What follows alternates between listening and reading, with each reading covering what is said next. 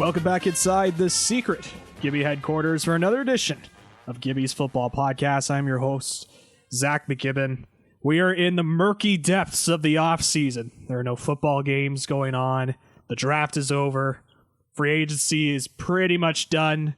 There's still a couple of things left, but I need some help navigating this offseason. We're in the depths of the offseason that I need some understanding on. And to help me understand what's going on this offseason, I have with me the man, the myth, the legend, Mathew Reisler. Reisler, it's always good to talk with you, buddy. How are you doing today?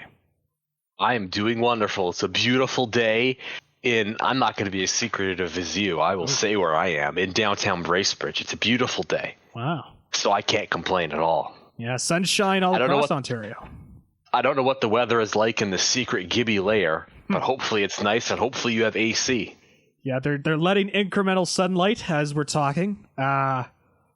As per choice by the overlords, but we're doing okay here at the secret lair. I've been told It's sunny outside, quite nice and sunny. It's been sunny for the last week, and very little clouds of the sky. I think we're going to get our first little bit of cloud coverage Friday, as last I checked on the weather forecast. So it's been nice out here in the beautiful secret Gibby headquarters.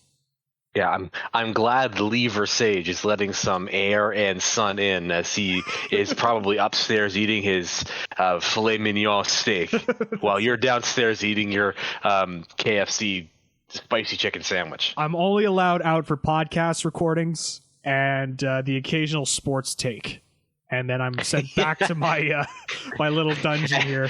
And if Lee doesn't like your sports take, he hits you on the nose of a newspaper and throws you back downstairs. That's right. Yes. Yes. Being worked like a dog down here. It's unbelievable. But no, it's nice in beautiful Belleville, Ontario. It's looking quite nice. We've seen the boats out already. People have got their windows down on their car. I certainly have. We got the barbecue going where we're at as well. So it's things are looking nice in the beautiful land of Belleville. Nice. I would argue that it's never looking bad in Belleville, but that's just the outsider's take. Yeah. I've heard it all about this city. Now that I'm getting close to a year here, by the way, getting close to that, nice. which is crazy to think about. A year ago, at this point, I was getting into the final weeks of my job at CFRA, and now here I am. I'm talking with you in this beautiful evening. Some would call that a downgrade, but others would call it an upgrade. Yeah. I'm still trying to figure that out, just for the record. But yeah, I will take you another year. Yeah, I think it'll take me another year, and then maybe we'll figure it out by then. But so this time next year, we'll figure out if it's an upgrade or a downgrade. That's right. To go from talking to Bill Carroll and Evan Solomon at CFRA to talking to me. That's right. So we're gonna put a pin on that. That's what we call a tease for next year. Yeah, that's right. So, but anything else kind of going on in the beautiful land of Bracebridge before we kind of go into a slew of topics on Gibby's Football Podcast?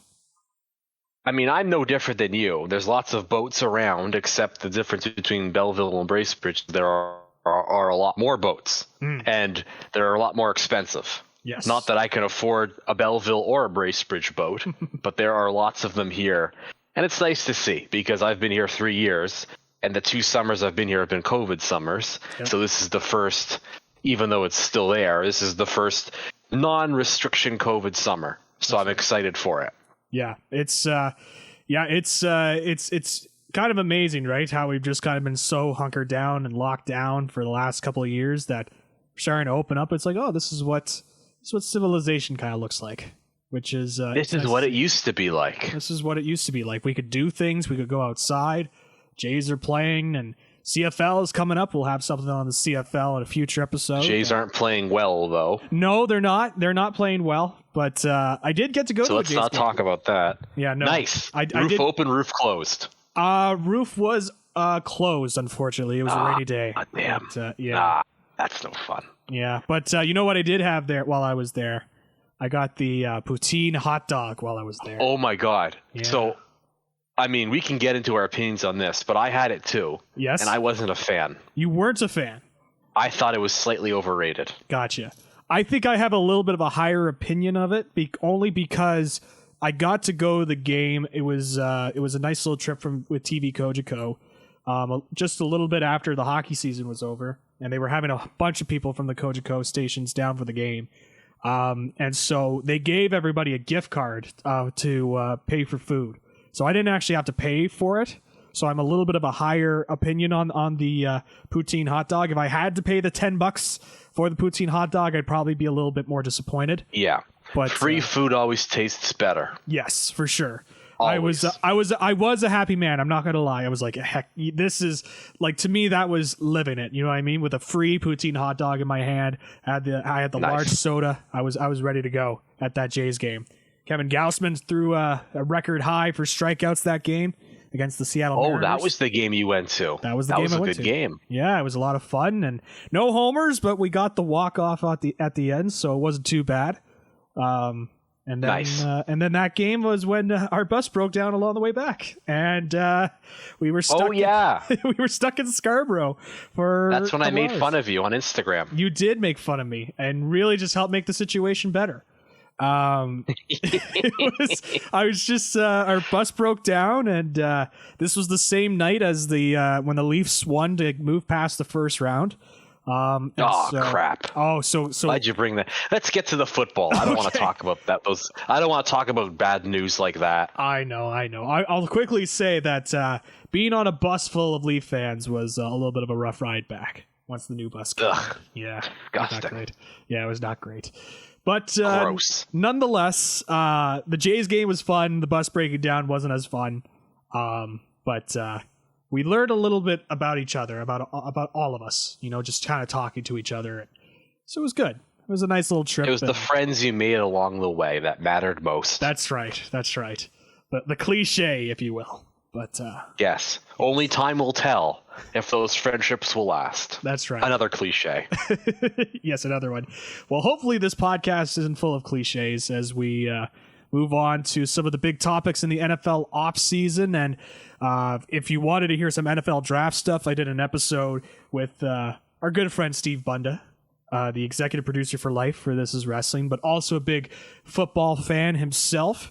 We broke down a whole bunch of different draft classes, and we went about an hour and a half, almost 2 hours. And that was a lot of fun talking with Bunda. He knows his college football, and so it was really cool to just kind of get his takes and on some of the different draft classes. And he's already set up for next year when it comes to some of the big names coming out. Caleb Williams, obviously, top of mind for some of the weaker teams, and Drake May from North Carolina. So already some people are looking ahead for next season when it comes to the draft. But nonetheless, we'll continue on with the offseason here. And it's been, I was kind of joking earlier about the depths of the offseason. Sometimes we get into murky waters because a lot of the big stuff has kind of already happened, and we're kind of in the in-between where it's OTAs.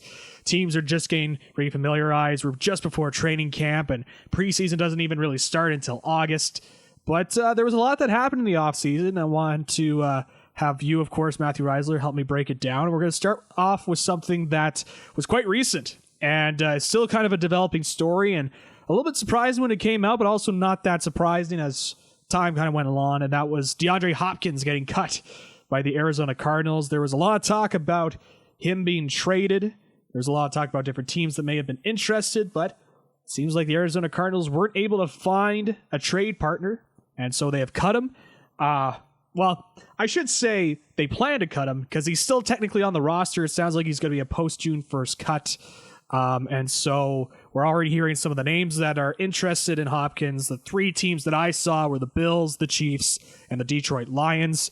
And so DeAndre Hopkins, he hits the open market very soon. He's going to be, he's 31 right now, and still, I would say, a top receiver in this league. I know he'll probably go to a team where he'll likely be a wide receiver too. There was some concerns about his age and him coming back from the PED suspension last season. But Mr. Reisler, your thoughts on Hopkins getting cut, and where do you see him landing? I mean, to me, it's kind of crazy when you look at the Cardinals because, and it's unfair to say Hopkins is in this group because he was only a Cardinal for 2-3 seasons, and in those seasons they weren't really full seasons. He was injured and he had that PED suspension, as you mentioned. But they've had Larry Fitzgerald, who is a first ballot Hall of Famer, probably one of, if not the best Cardinal in history. They had Anquan Boldin, who may or may not be able to sniff the Hall of Fame, but certainly would be in the Hall of Very Good. Mm-hmm. And then they had DeAndre Hopkins. And with those three receivers, three of the best receivers of their generations, they have nothing to show for it. That one Super Bowl appearance where they lost to Pittsburgh, and I believe by that point, Boldin wasn't on the team. Yep. That's just unbelievable to me that you have those three generational talents and you didn't have barely anything to show for it. Again, it's unfair with Hopkins because he came from Houston and he was injured and had that suspension, but still, you couldn't build around that player. That's just unbelievable to me that we're sitting here and we're talking about him getting cut, and the Cardinals are kind of in no man's land, so to speak, without him.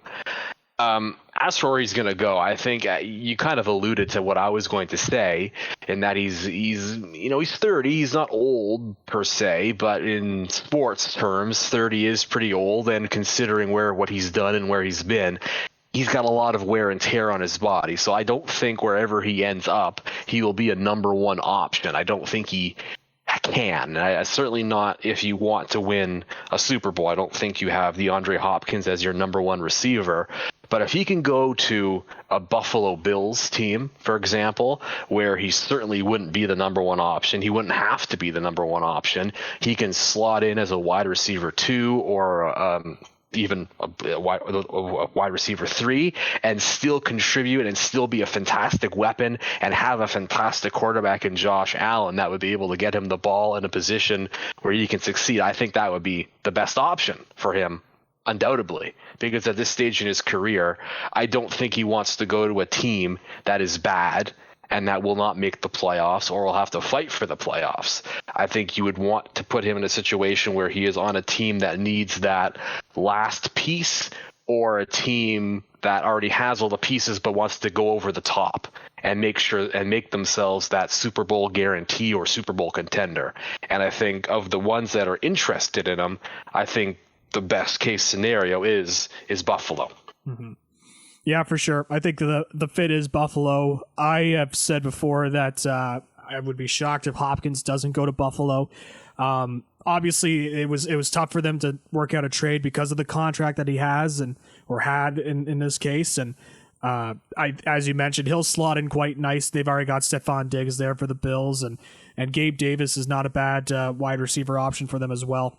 So he'll slot in quite nicely for this Bills squad. It was interesting to hear the Chiefs name because you kind of look at the wide receivers for the Chiefs, and they're really like, if they had not won a Super Bowl last year, I think a lot more teams, a lot more analysts, I should say, would have been a little bit more critical of the Chiefs because, while yes, you have Travis Kelce, their viewpoint is that Kadarius Toney is a wide receiver 1. And the problem with Kadarius Toney is that he's just been hurt a lot. And there's a reason why he was traded from the Giants over to the Chiefs. And while I certainly think he'd be a solid receiver, I don't know if he's a wide receiver 1. Plus, you look at some of the other options there. You got, Sky Moore, who's coming into his second year there. They drafted a receiver as well. And it's not you got Marquez Valdez-Scantling as well. And so it's not an all-star group of wide receivers for the Chiefs, but the Chiefs won a Super Bowl, so what can I say? I mean, it may not be star-studded. It's hard to discredit them. Exactly, and again, it's hard to say they're a bad team when they just won the Super Bowl, right. and they didn't sneak by to win that Super Bowl. They won it because they were a fantastic team. So it's hard to say, well, you need more weapons. Right. Well, they did pretty well with what they got. Yeah, for sure. So I will say, I'm going to throw this out there. Selfishly, I would like to see DeAndre Hopkins on the Cowboys. Very selfishly, I know. But I think he would fit in well on that wide receiver corner. You mentioned that, and one of the things when I was looking into this, I didn't realize this. I knew this fact, but I didn't know this other fact. I knew that Hopkins' agent was of Clutch Sports, Kelton Crenshaw. I didn't realize that 3 of his biggest clients are all on NFC East teams. Devonta Smith on the Eagles, Chase Young on the Commanders, Kayvon Thibodeau on the Giants. So I mean, I think any good agent will just go where the best money is, but it's interesting that 3 of his top clients are in the NFC East, and now he has arguably a player that is better than all 3 of those players, or maybe as good. So it'd be interesting to see. Maybe, that it's not such a pipe dream to see Hopkins going to the Cowboys, even though the early favorites don't involve them, and maybe it's not so much a pipe dream. I hope it becomes a reality. I really do. They've got like a solid receiving core. You got CeeDee Lamb there, and they just acquired Brandon Cooks as well, who, when he's not injured, he's a solid, consistent wide receiver that kind of goes under the radar.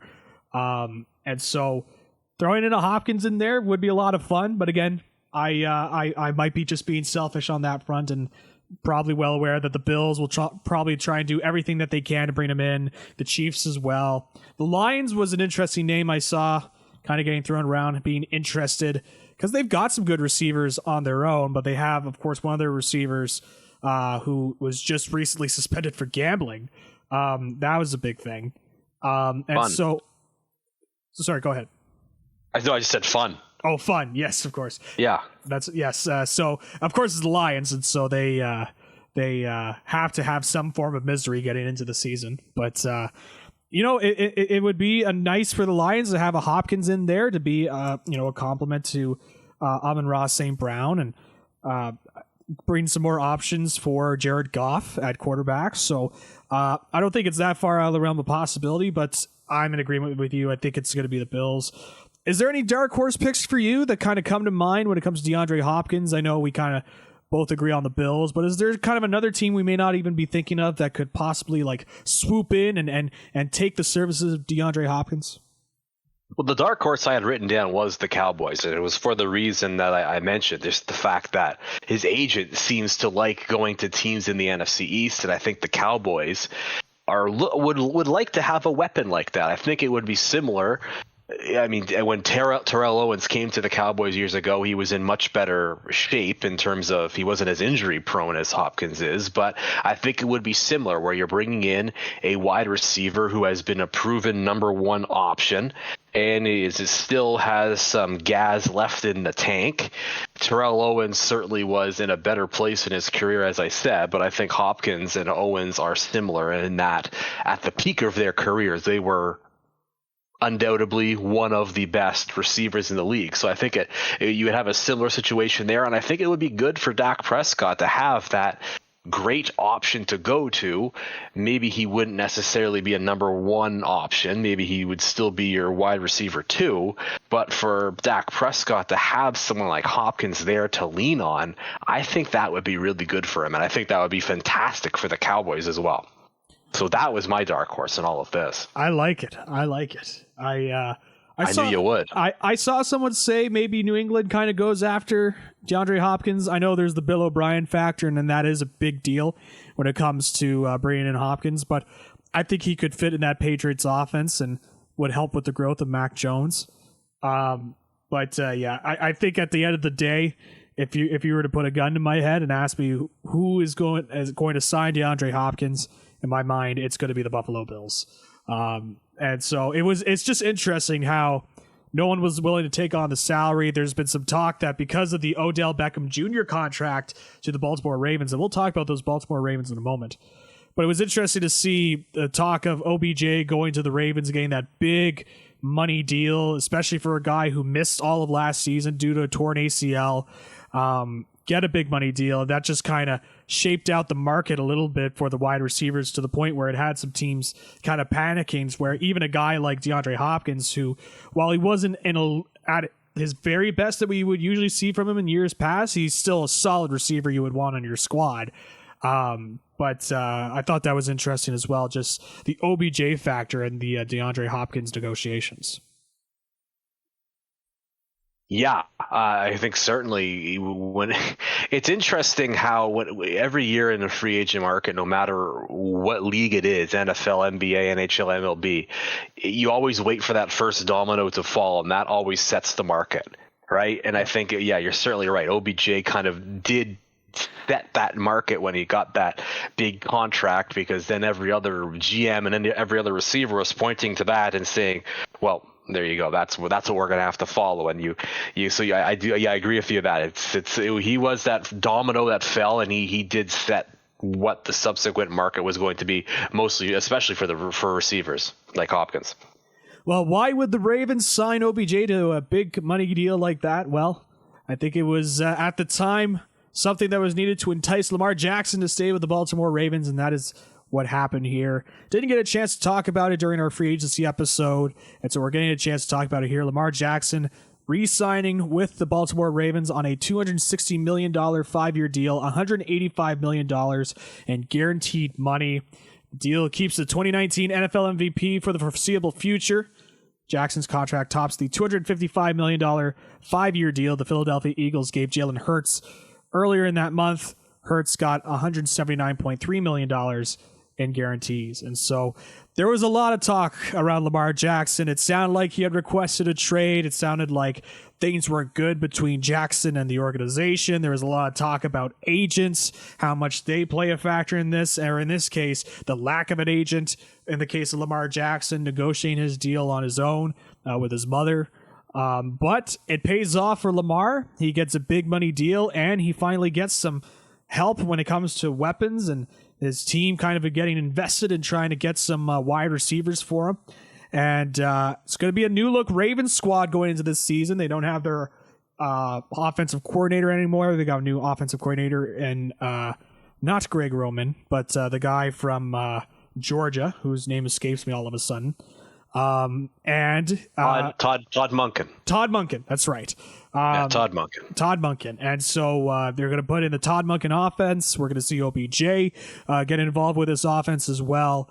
A little bit more weapons for Lamar Jackson. What do you make of this deal, Mr. Reisler? Do you think it's a smart deal in the case of Lamar and the Ravens franchise? Or do you think Lamar could have gotten more? Or do you think the Ravens kind of fell on their sword a little bit and decided to give out this big money deal?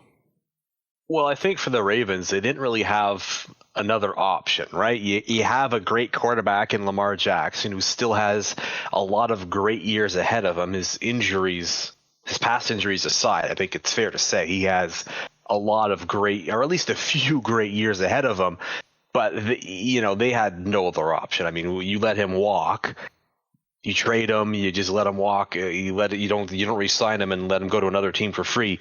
What are they going to do? They had no other option. And I like this Lamar and OBJ combo, and I'll make this comparison, but I will preface it by saying I don't think either of these players compare to who I am about to compare them to. But it's what I immediately think of when I think of this Lamar-OBJ partnership. I think of Tom Brady and Randy Moss from 2007. Because I think that those two were incredibly explosive together. They had instant chemistry. And I think Lamar and OBJ will be just as explosive and have instant chemistry together as well. Again, I'll say this. Lamar is not Tom Brady. OBJ is not Randy Moss. Those two, Tom Brady and Moss, are two of the best players in their respective positions and two of the best players of all time. Lamar Jackson and OBJ are certainly not there yet and likely never will be. But I think in terms of what they could do together, I think that could be close to, or maybe rival, what Tom Brady and Randy Moss did in 2007. I think I'm excited to see what they can both do coming off of those injuries. I think if things click, and Zach, Gibby, you know as well as I do, it doesn't always work that way in sports, especially when you're coming back from injuries. You just don't know sometimes what to expect. But I think if things click with Jackson and OBJ, I think this could be an absolutely fantastic and genius signing for the Ravens. One that will, if everything goes well, I think it will. I think we could be looking at a Super Bowl contending team this year. I agree with a lot of what you said there. I've always been a fan of the Ravens as a franchise, and so it was very weird during this offseason when you would hear just how it sounded like at points tumultuous between these two sides when it came to negotiations, and it was kind of it's been a while since the Ravens have kind of faced some scrutiny a little bit, but they, of course, were able to get this deal done. They bring in Lamar Jackson. They establish him as the QB of their franchise, and obviously bring in some support as well. I think there's been some interesting comments in terms of, of course Lamar is still going to be able to use his running ability, but being a little bit more of a passer when it comes to the offense and being trusted with being able to, call more audibles when he's under center. I still remember when he did a press conference and he kind of subtly alluded to how he would be under center. The defense would already figure it out and they wouldn't give him any audibles to work with. And so it would just get the offense stalled. And I think that's ultimately what happened to Greg Roman as offensive coordinator and what led to his ouster there. Obviously bringing in Todd Monken. It's going to be interesting to see how Lamar kind of develops as a passer, how much more passing plays we'll see. I think he's a better passer than people give him credit for. But obviously as a dual threat, you want to use that running ability when he's back there to extend the play. But it adds a little bit more variety into the offense. As you mentioned, we'll see how OBJ does. That contract still kind of scares me a little bit. Still kind of irks me. It's quite the gamble. I think I also think it will pay off as well for them. But it's good. But we'll see. It's been a while since we've seen prime OBJ. And so I still think he'll be a solid receiver. He'll certainly be an option for Lamar Jackson in this offense. But I do like this team in general. I like the additions they made both in the draft and in free agency. I think this is just a well-run team, and I'm a big fan of John Harbaugh as the coach. I think he's always gotten the best out of his players and has been able to work with what he's got a lot in the last couple of years and in a pretty tough division in the AFC North. So I think this Ravens squad is a team to kind of keep an eye out for. And as you mentioned, if things start to click with OBJ, we see that OBJ that we saw in years past with New York and a little bit with the Rams in their Super Bowl run. I think they've really got something here. And so I like this deal, and we've seen so many times of how the cap kind of resets itself every year, and what seems like a big contract now isn't as big of a contract 5 years from now. And I think this will be a good deal. They'll pay off for the Ravens. They've got their quarterback they've had their quarterback for a while, and it's just kind of bringing more security into that position, and now just continuing to build around him. Zay Flowers was the Ravens' first-round pick this year. That's right? Yeah, that is correct. I think. Yeah, so I'm excited to see how he does too. I think that will be interesting. I know for rookies, it's always nice to have a little bit of stability. So it'll be nice for him to know that Lamar Jackson is his quarterback, and that's the guy he's going to be dealing with for at least the next first few years of his career, which will be good. And I'm interested to see too. I know like I think people will be focused this year when you're talking about the Ravens. They'll be focused on Lamar Jackson and OBJ, that chemistry and how that works, and of course them both coming back from pretty major injuries. But I'm interested to see how this all works out with Todd Monken.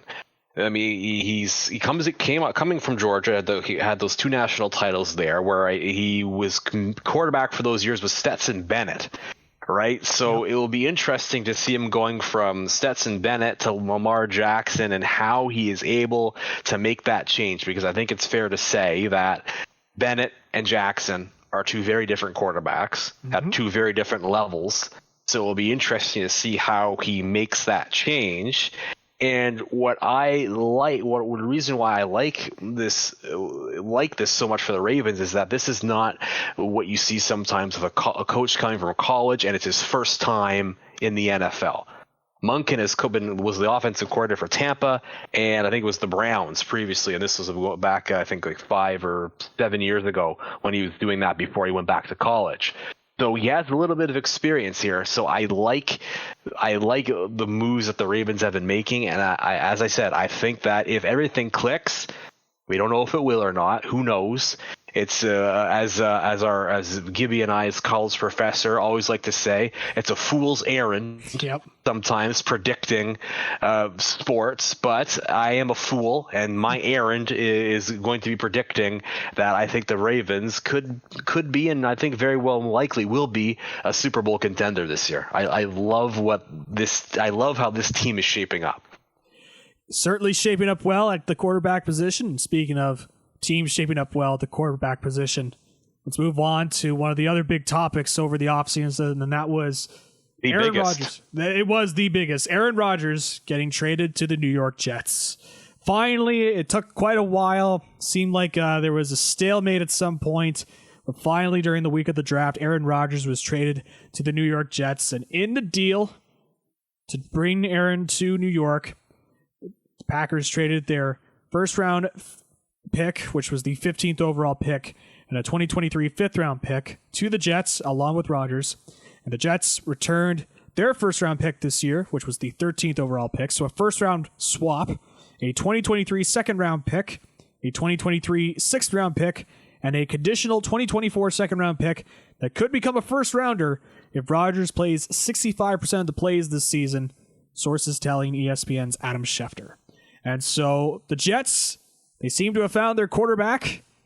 This is a young team that I was really impressed with going into the season, and really the one thing that was holding them back, and kind of cliche with some teams, but it was certainly true for the Jets, was Zach Wilson was certainly not the guy for in New York. And so they get some security in Aaron Rodgers, and they're going to bet on that this guy who's in the final years of his career can still play at a high level and can bring this team, this young team around him, and bring them to the promised land. And so a bit of a risk by the Jets, especially that pick for next year, especially if Rodgers plays a whole bunch of plays more than 65% of the snaps.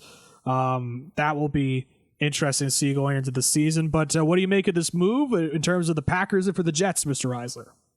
It's interesting to me because Aaron Rodgers, while his whole career he's been known as a fantastic quarterback, he has certainly not been known, at least in the last 5 or so years, the later stages of his career, he has not been known as someone that is patient with young players.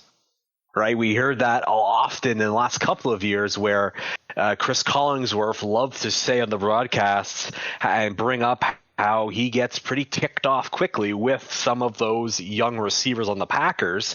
Now he's going to a team that is pretty much entirely young players, especially on the offensive side of things with Garrett Wilson, the reigning offensive rookie of the year.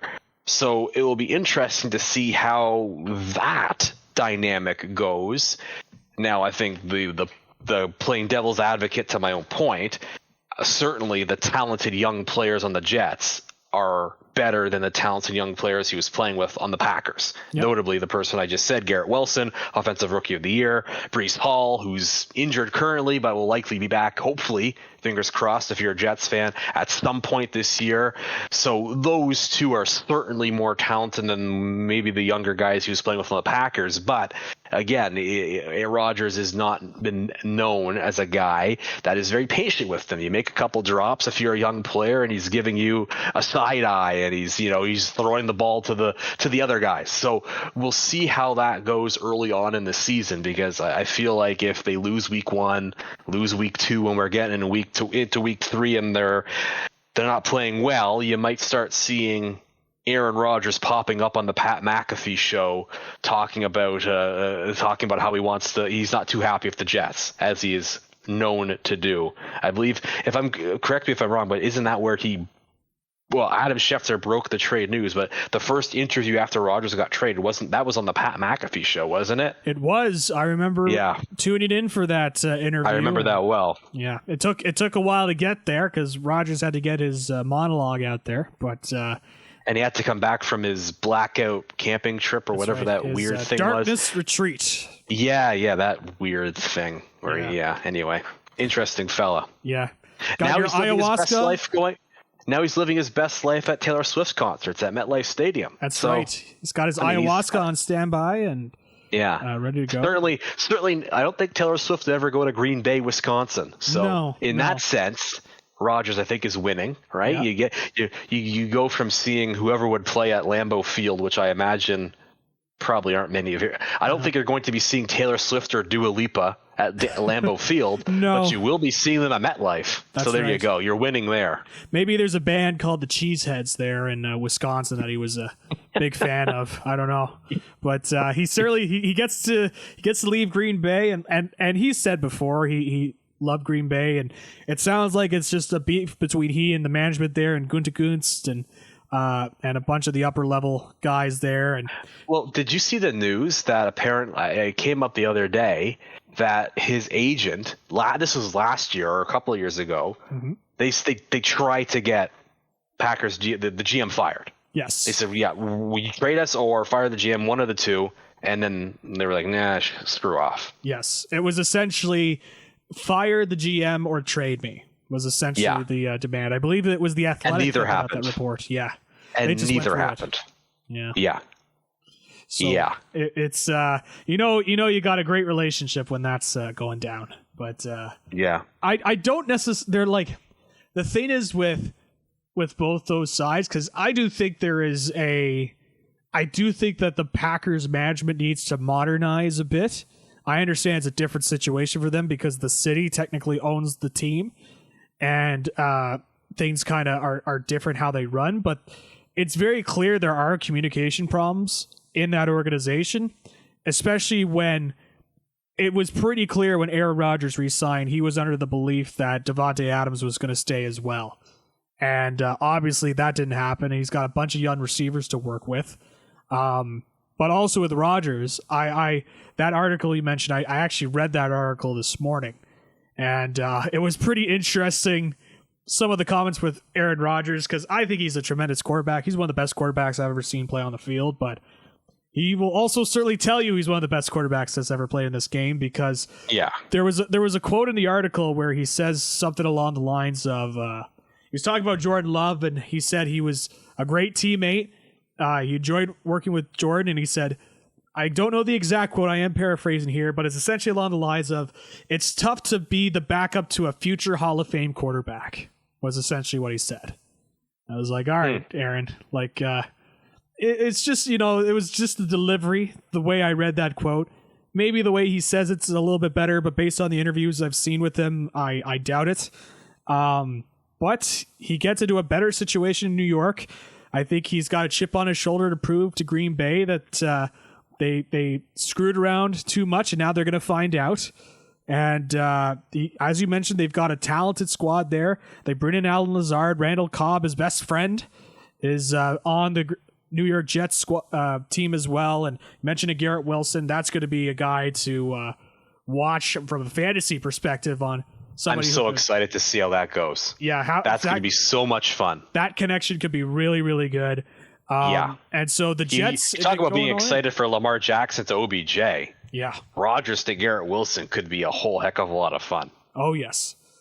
So this Jet squad, it's a young squad, and finally they have their quarterback, and it was kind of now or never for them, and they really were going all in and trying to get this deal organized and try and get something going. And it took a while, but alas, they finally were able to get something done. And I'm just looking over this roster here. McCole Hardman from the Chiefs, I should say, has signed with the Jets as well. The speedy receiver that Mahomes like to throw deep to a lot. Randall Cobb, Corey Davis, and they've got a young offensive line where, if healthy, could be something. And so, and of course, that defense is just with Robert Saleh as head coach, could be really, really fun to watch. And so I think this Jets squad, obviously the expectations are now high for the Jets, and it's the Jets, so you never know. Maybe they end up being like 8-9 this season or 9-8, but certainly expectations are high for them to at least make the playoffs. I know a lot have thrown around that Super Bowl or bust tag for the Jets. Where do you kind of stand on your expectations with the Jets heading into this season? I mean, I think it's certainly Super Bowl or bust, considering your quarterback. I think around him you have a young team, but at the helm, that is the most important position, the quarterback, and he is 39 years old. He is at the end of his career, not the tail end of his career. He is at the end of his career as Aaron Rodgers.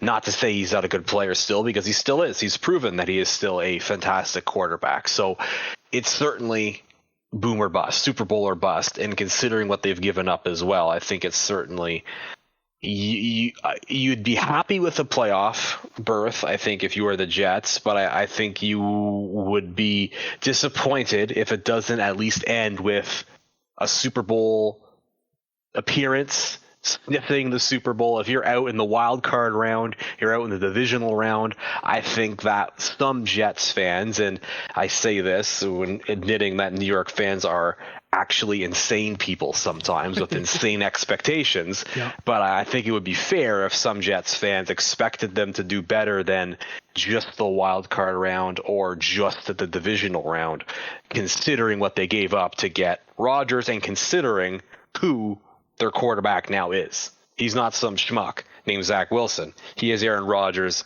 a future first ballot Hall of Famer, regardless of how this season goes. He will be a first ballot Hall of Famer. So I think you expect a lot when you get a guy like that on your team. So I'm in the camp of Super Bowl or bust for the Jets. Yeah, I'm kind of floating in between have to make the playoffs and Super Bowl or bust. I certainly think they have to make the playoffs to be considered successful.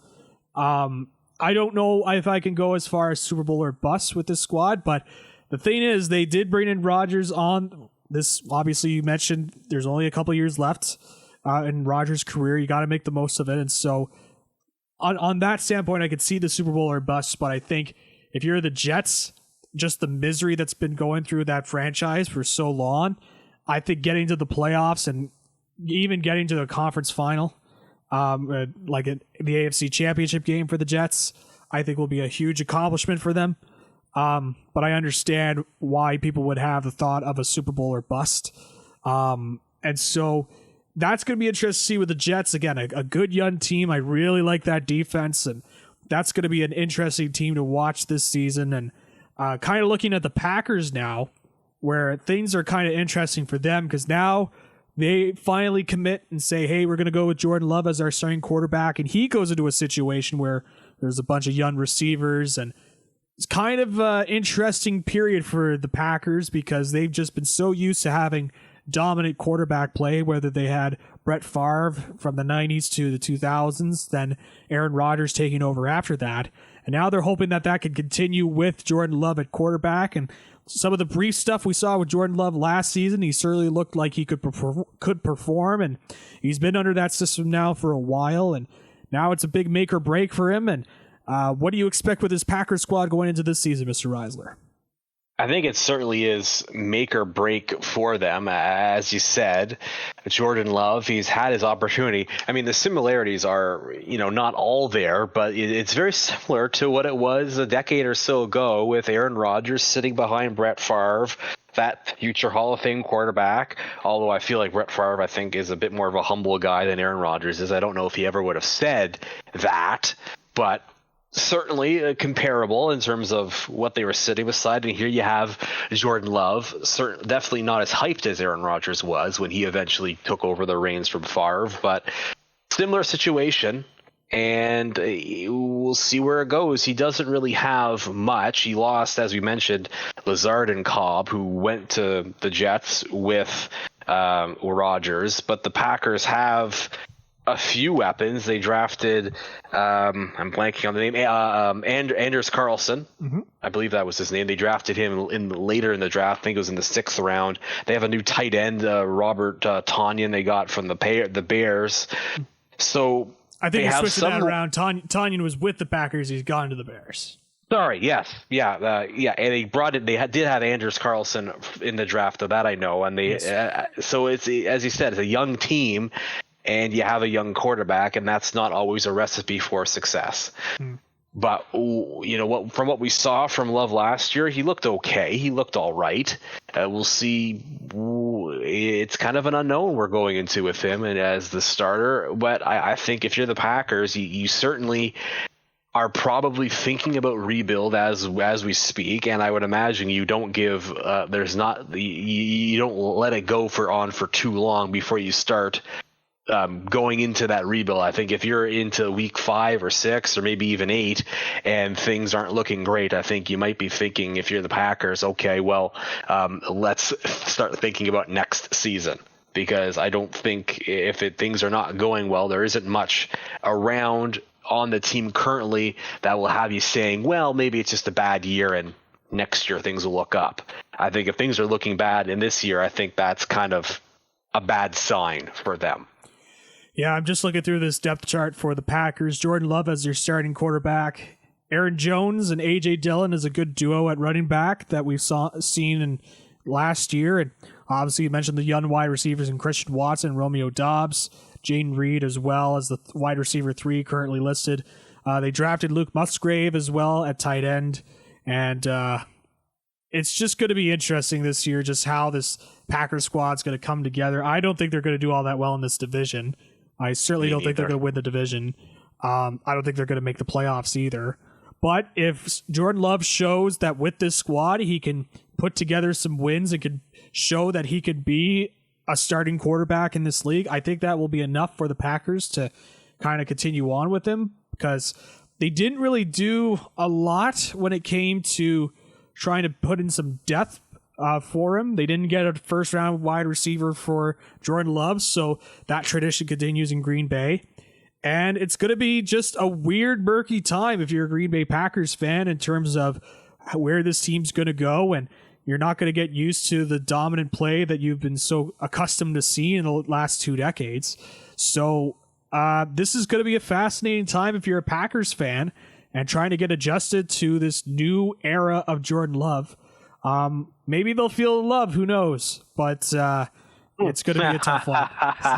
See what I did there? Yeah, okay. Yeah. Anyway. There's a reason why I'm on the news division and not on a morning show or anything like that. So. Yeah, the dad joke hour was Zach McGibbon. That's right. No one's listening to that. Zach McGibbon's comedy hour. Get excited. That's yeah. I could just hear the laughter from that, but yeah. Oh, so are you playing a laugh track on YouTube then? I may put in some laughter in post. We'll see. Okay, good call. Depends on how I'm feeling. If the joke really was delivered that poorly, I might need to go real hard on the laugh track in post. Really have to drive through. Maybe just delete your joke and just have it in an hour of laughing. Yes, that's right. Why is this podcast 4 hours long? That's a weird for all these topics. That's kind of weird, but I guess if that's what they want to do. But yeah, no, don't worry. But in French.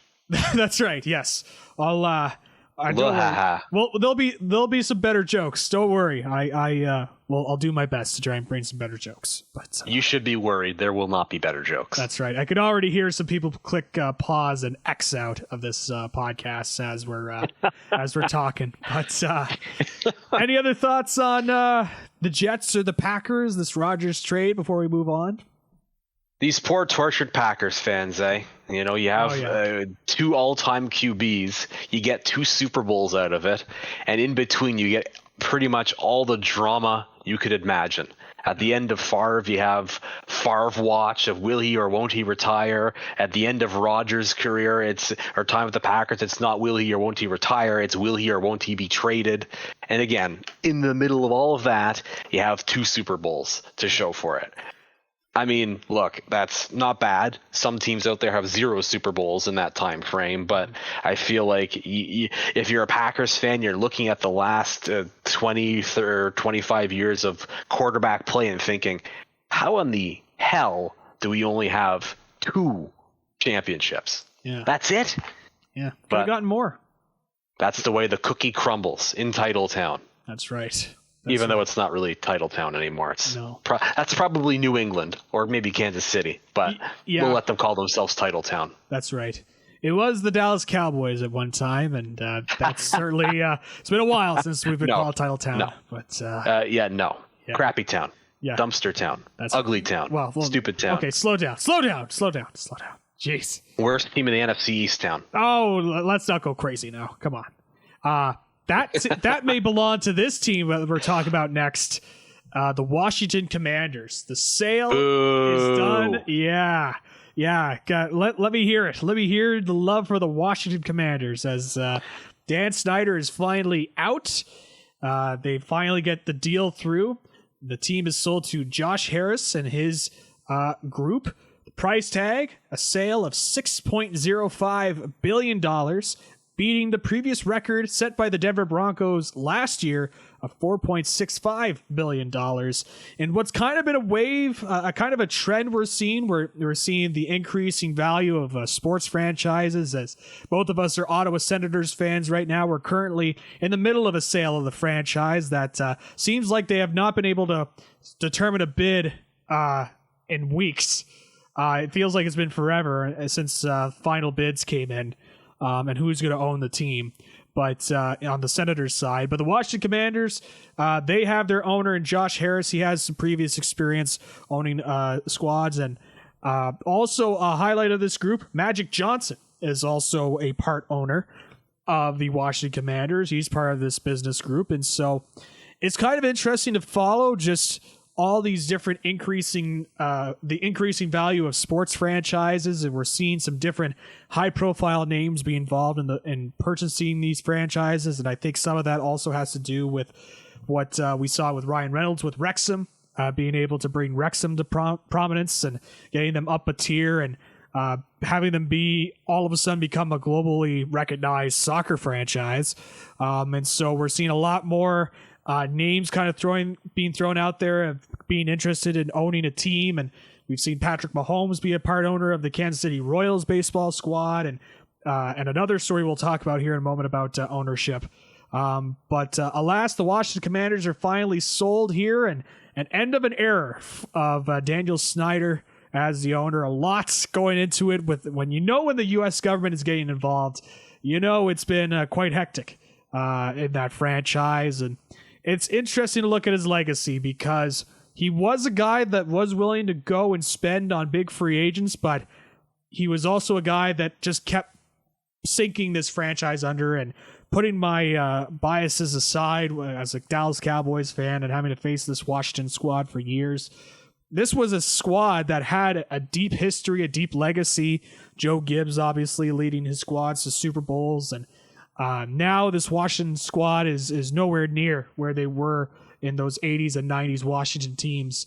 And it's been quite the hole that they've had to climb out of. FedEx Field is just a wasteland of garbage and broken rails and limited fans going in. And this could be the boost with Josh Harris. Hopefully he'll bring some stability to this organization. Yeah, I mean, you look at when Snyder bought the team in '99. I believe it was around 900 million he bought the team for, and now he's selling it for, as you said, the largest sales transaction for a sports franchise in history at just over $6 billion. That's a nice hefty little profit. I mean, it's a shame that he reaps the benefit of all of that, considering he's not selling the team just because he wants to move on with his life. He's being essentially forced to sell the team because of terrible business practices, terrible leadership, terrible pretty much everything, terrible workplace culture. He's just not a good person, is why he's being forced to sell the team, similar to what we saw years ago of Donald Sterling, although not as bad, as I guess you could say. So it's unfortunate that he gets to see that big profit, but as you say, it's good, I think, for Washington, because you now have Josh Harris coming in and that investment group that's being led by him. That will hopefully, and I would imagine, bring a little bit of stability to a team that probably needs the stability, definitely needs the stability. I've always been of the opinion that an owner should not be heard. I don't think you need to have your owner be the face of the team. You see it with the Cowboys with Jerry Jones, and for many years that worked, but in recent years it hasn't. I think the focus should always be on the players. So when you have an owner like Dan Snyder, that was the focus. Unlike Jerry Jones, who's the focus because he likes to say outlandish things and be in front of the media, Jerry Jones isn't necessarily doing anything to the detriment of the team. What Dan Snyder was doing, and I think this is, I don't think anyone would disagree with this, the things that Dan Snyder has been doing in recent years has definitely been to the detriment of the team. We all remember I think it was in the 2020 report for the Washington Post about the workplace culture. Yep. With the Commanders, and that kind of was the last domino to fall in forcing Snyder to sell the team. That set the wheels in motion, and then 3 years later, here we are.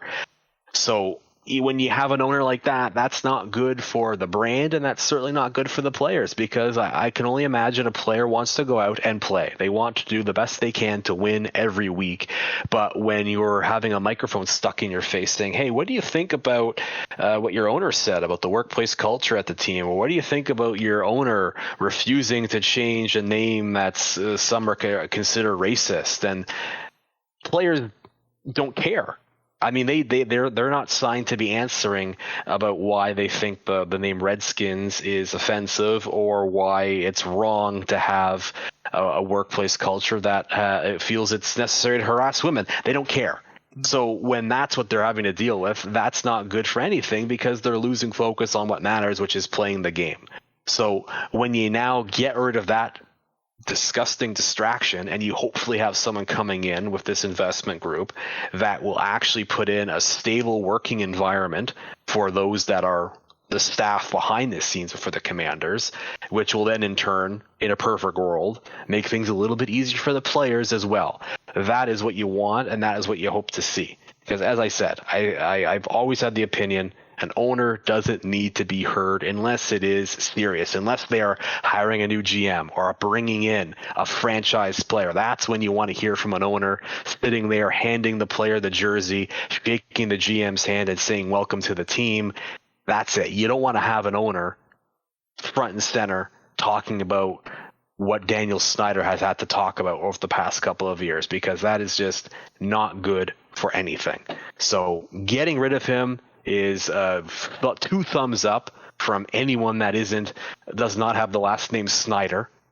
And I think that going forward for the Commanders, I think this is a very, very good thing. We might not see the positive benefits right away, because of course you have to deal with the fallout from years and years of Dan Snyder's ownership. But I think once you take a shower and a bath and you clean that all away, I think we will start to see the Commanders turn around, hopefully.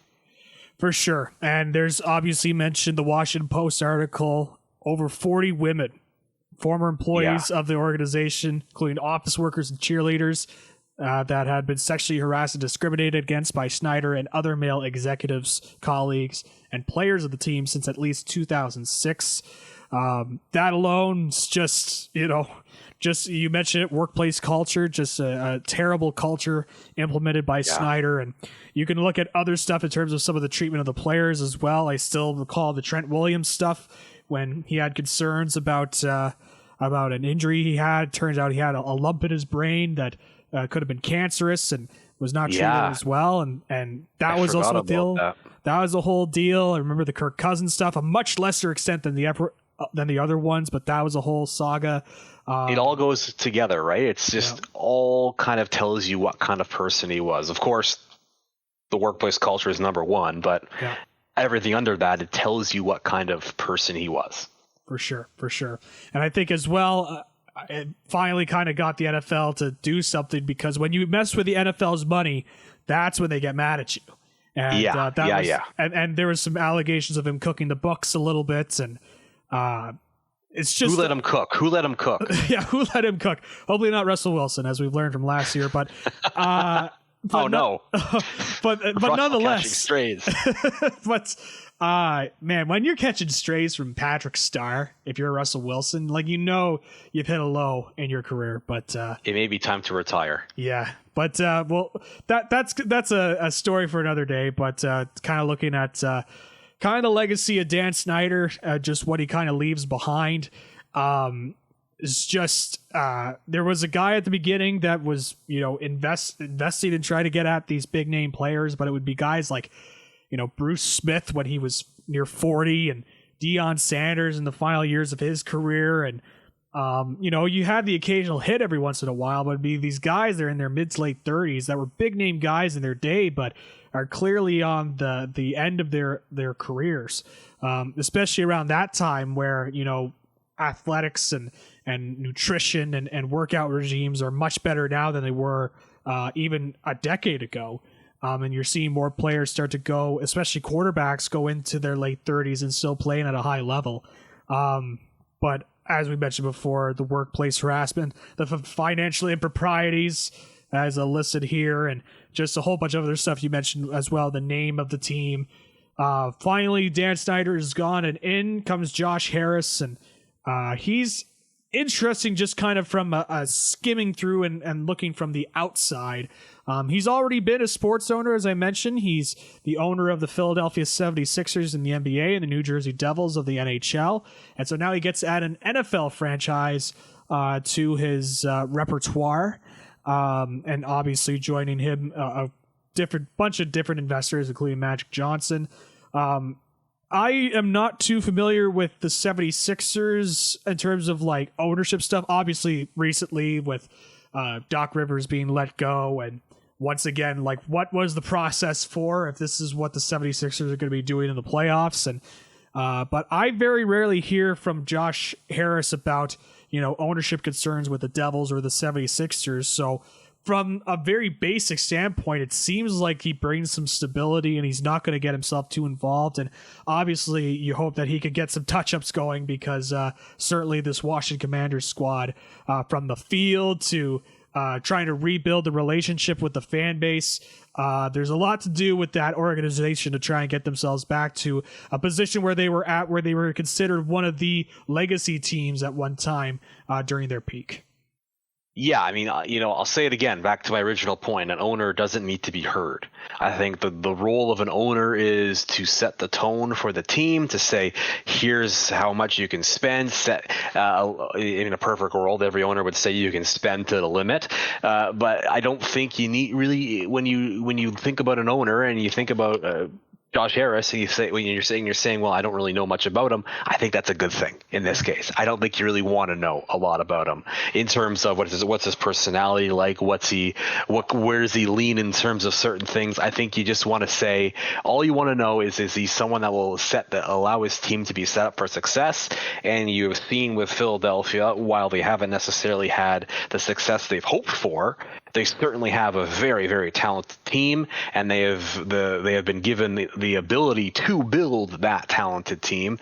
Same with the Devils. They have currently an incredibly talented team that they have partially because of Josh Harris and that ownership group been allowed to build. And I think that's all you want. I can only imagine a Commanders fan saying, that's all I want, is just an owner that will let the general manager and the coach do what they need to do and the players play, and he can just sit up in his luxury box, put his feet up on his lovely padded seats and drink a beer and just watch the game and let everything play out. After what they've dealt with for the past 2 decades, I think they deserve that. I think that's fair to say. For sure. Just reading up on Josh Harris, he was born in Chevy Chase, Maryland. And Chevy Chase? That's the exactly SNL guy? I was like, Chevy Chase? Did they name this town after the actor Chevy Chase? And I'm reading through, and there's a section called Notable People, Current Residents and Former Residents. And I will tell you right now, Chevy Chase's name does not show up in either the current or former residents. And so, Chevy Chase, Maryland may have existed before Chevy Chase the actor. But Gayle King is from Chevy Chase, Maryland, as is Peter Rosenberg. That's right. Which is interesting. Yeah. Who would have thought? Tony Kornheiser of ESPN as well. Really? He's a current resident, I guess I should say, of Chevy Chase, Maryland. Okay. He's a big mid-70s SNL fan. Yes, he would. That's why he's there. I initially thought this said Nancy Grace, but it's Nancy Grace Roman, NASA's first female executive, and chief of astronomy throughout the 1960s and 70s. Next, where's Nancy Grace live? That's what I want to know. Wow, all right. Not a big fan of the first female executive and as chief of astronomy. How dare you? I'm more of a second female executive and chief of astronomy kind of guy, but that's just me, I guess. That's oddly specific, but I will take your word for it. No, but I don't see Chevy Chase's name at all in here. I'm just kind of doing a quick skim through. Seems like it's been around before the Chevy Chase that we know from SNL and Community fame as well. Noted as the most educated town in America in a study conducted by the Stanford Graduate School of Education, with 93.5% of adult residents having at least a bachelor's degree, according to the Wikipedia. Well, hey, good for them, but shame on the other 7%, you dummy people. Yeah. Get your bachelor's degree, you idiots. Yeah. Can the people of Bill Murray, Arkansas, like get their act together and try and get something going? Or Dan Aykroyd, Illinois? Like, come on. Like, oh, hold on. Dan Aykroyd is Canadian. He would have a town in Saskatchewan or something. That's true. That's fair. Yeah. That's fair. Jane Curtin, Mississippi. I don't know. Like, yeah, there you go. This is what you wanted in the podcast. 70s SNL cast members. Andrew Luck, Indiana. Ooh. Although it probably more likely named after Peyton Manning, but maybe Luck would get he get a pole named after him in Indiana. That's right. This is the Andrew Luck poll. The poll is lucky. Yes. That's why we call it the Andrew Luck poll. Yes. Yes. But see, there you go. You were able to bring it back to football. Here I am spouting off 70s SNL cast members and bringing it. Well, I brought Luck up for a reason. Yeah. He's the future QB1 of the Commanders, of course. Oh, well, yes, of course. Oh, wait, sorry. No, that's incorrect. that's apparently that is the Commanders did try to get Andrew Luck out of retirement. I feel like they're the sixth different team to try and get Andrew Luck out of retirement in the last couple of years. And four of them are the Colts. And four of them were the Colts, yeah. Colts are like, are you sure? Like, you better now? Like, because let me tell you, not feeling good about Jacoby Brissett. Let's say it right now. But Phillip Rivers, are you sure? Are you sure, Andrew, that you don't want to come back? But yeah, I mean, it's a conspiracy theory here, but that was a distraction. They tried to do that. They tried to sign Andrew Luck, and they put it out there in the press to try to distract from everything else happening with Washington. You knew he wasn't coming out. Yeah. And what are you talking about? And even if he was, why would you want him? Yeah. If this was 4 or 5 years ago, sure, he'd only been retired for a couple of years at that point, and maybe he still has it. At this point, he's done. I can't imagine he is still on that athlete workout regime. Why would you want him? It's a distraction to try to everybody look over here while we throw a smoke bomb down over here. Yeah. It's silly. Apparently this was before they acquired Carson Wentz, and so maybe I could understand why they would go for Andrew Luck at that point instead of Carson Wentz. But they did give up a first rounder for Carson Wentz, and look at how that's paid off for them. Was it a first rounder for Carson Wentz, or was it a second rounder? Yes. Yeah. Let's move on. Okay. Ooh, it's very touchy when it comes to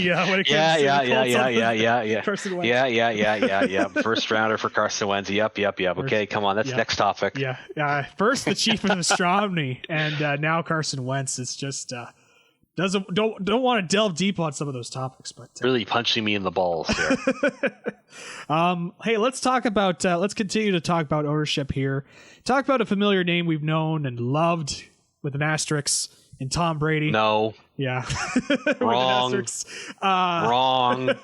As a Colts fan, for sure, you probably weren't the biggest fan of Brady. I'm sure not a lot of people were the biggest fans of Brady when he's on the field, unless you're a New England Patriots fan, which we have had on this show. Talk about we have had a New England Patriots fan on this show. It's about how great Tom Brady is, and it's like good because no other network like ESPN, which we'll talk about later on in this show, has been putting Tom Brady on a pedestal about how great he is and how he is the GOAT and all that. So, but he's gone from football for now. He's gone. He's no longer in the picture, but at least on the field. But he is an owner, or at least a part owner of the Las Vegas Raiders. He purchased an ownership stake in the Raiders recently, and he's one of the only players to become an owner, the others being George Halas and Jerry Richardson. And so, which I thought was an interesting stat. I didn't realize it was that low. I thought it was, in terms of, I guess it would have to determine in terms of how many other players, because I remember reading a thing about Warwick Dunn buying some shares in the Atlanta Falcons, and all of a sudden he's made a lot of money. The former running back for the Falcons in the mid-2000s. Very good running back, in fact. Also played for the Bucs.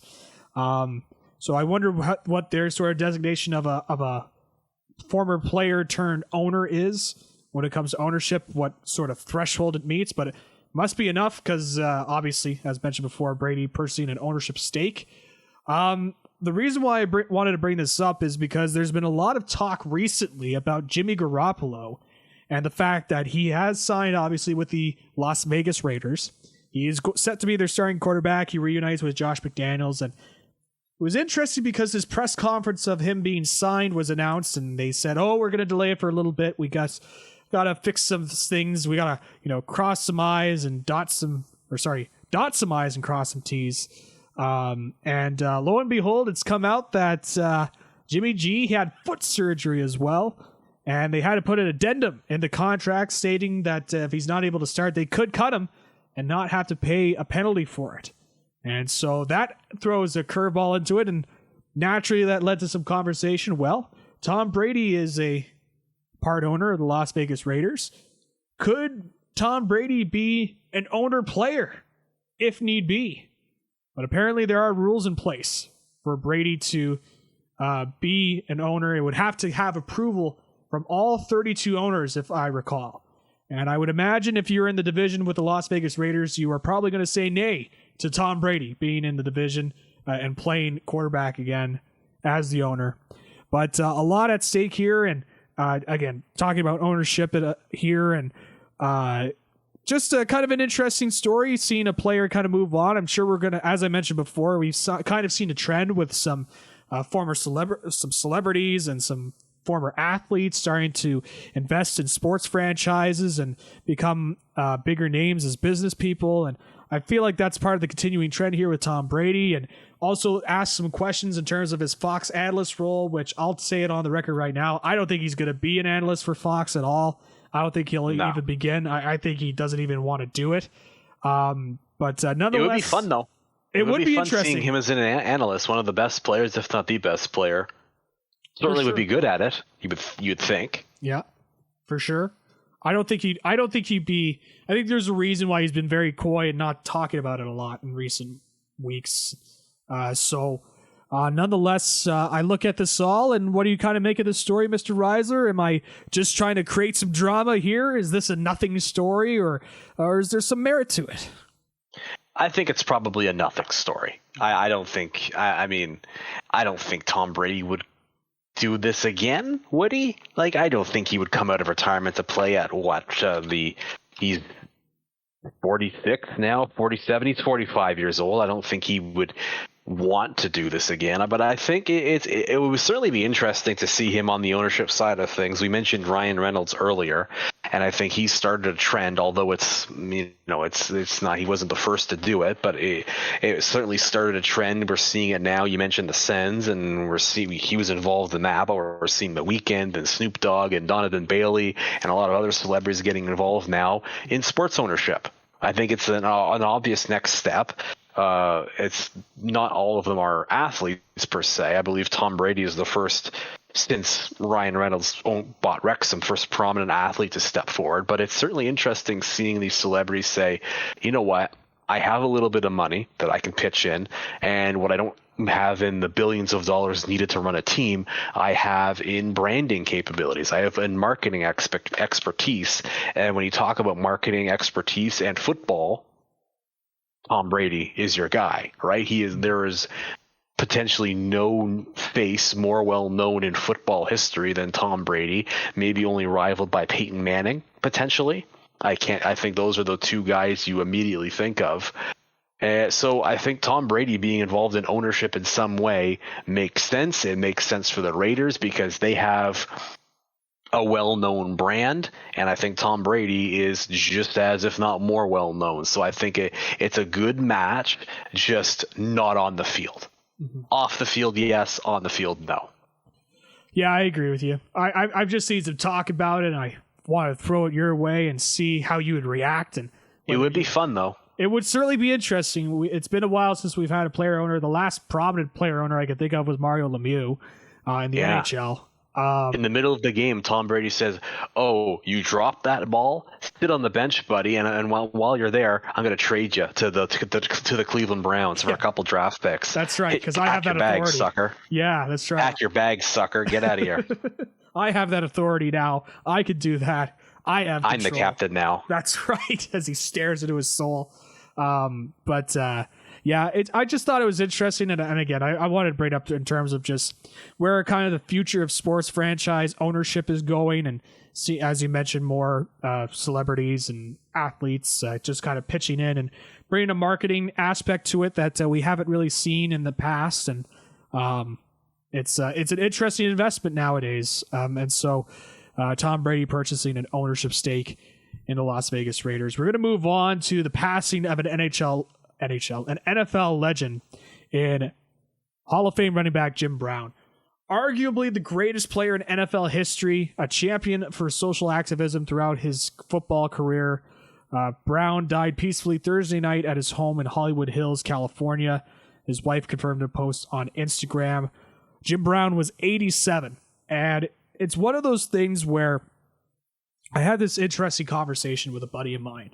When it came to, he shared a video of the top 10 overrated quarterbacks, and just bear with me and we'll follow on here. But he sent me a video of the top 10 overrated quarterbacks, and number 1 was Joe Namath, number 2 was Troy Aikman, some other names on this list. Steve McNair was on this list, and Archie Manning was on this list, a bunch of different players. And why I bring this up is sometimes the guy was really reliant on stats and statistics. And you look, it's like, well, the interceptions are higher than the touchdowns and blah, blah, blah. But when you actually see him on the film, then you kind of understand why he's a Hall of Famer. And in the case of Jim Brown, you could watch the black and white film of him running down the sideline or trucking through some guys, and you see just the eloquence that he was able to run with. But then you look at the statistics as well, and he's one of those guys where the statistics totally back it up. In a 12-game season, at one point, he had 1,800 yards rushing. Think about that. 1,800 yards That's more than what they get now. That's crazy. In the 1960s.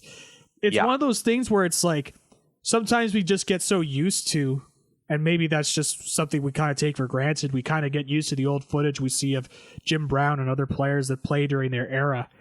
And then we kind of look and we kind of dig deeper, and you look at the stats and you just see what they were able to run for. And it kind of puts in perspective just how dominant he was during his era, and why people call him the greatest player in NFL history, and why, and at the peak of his career as well, being able to retire and go into Hollywood, be an actor, and as mentioned as well in here, being active in civil rights. And so, it is the legacy of Jim Brown, and so you also have to look at the negative stuff that's associated with him, and you cannot ignore some of the domestic abuse allegations that surround him. A lot of domestic violence incidents in the past for Jim Brown, spanning quite a few decades, and that's something that continues to haunt him as well. And it just kind of goes to show, when you look at and you analyze the career of somebody, Jim Brown was one of those guys that had the highest of highs in terms of a career, whether beyond the field, in Hollywood, through civil rights, but also the lowest of lows when it comes to domestic violence and domestic abuse. Yeah, and, that's a terrible thing, and anyone that hits a woman in any way, whether incidental, on purpose, whatever it may be, I think that person, you look at them differently. But certainly when it comes to Jim Brown, not only did he admitted it himself in his book many years ago, he also said it was probably his biggest life regret, was doing that. So you look at him and think, well, you did it, and you're a bad person for doing that, but how many people are out there that do it and deny it, or never atone for what they have done? He did. So I think you still look at him differently. It does affect him. You can't talk about Jim Brown without mentioning that, but I think you also have to mention the fact that he did come out and say, I did it, and I was completely wrong to do that. And you have to give him a little bit of credit for that. He still did it. He's still bad for doing it, but you have to give him, say, well, at least you did more than what some people do, and at least you came out and said, I was wrong. But that's the bad side. I think, though, when you look at the overall perspective of Jim Brown, coming from the era he did, when really athletes were not what they are now. When an athlete now, you expect them to come out and speak about social issues. You think of LeBron James, and he is at the forefront now, I think, of athletes speaking about social issues. a guy like him would not fly in Jim Brown's era. There were not many of them, because it was certainly LeBron James has been told at one point by a commentator who does not need to be named to shut up and dribble. And I think that was the mentality people had many years ago for different reasons.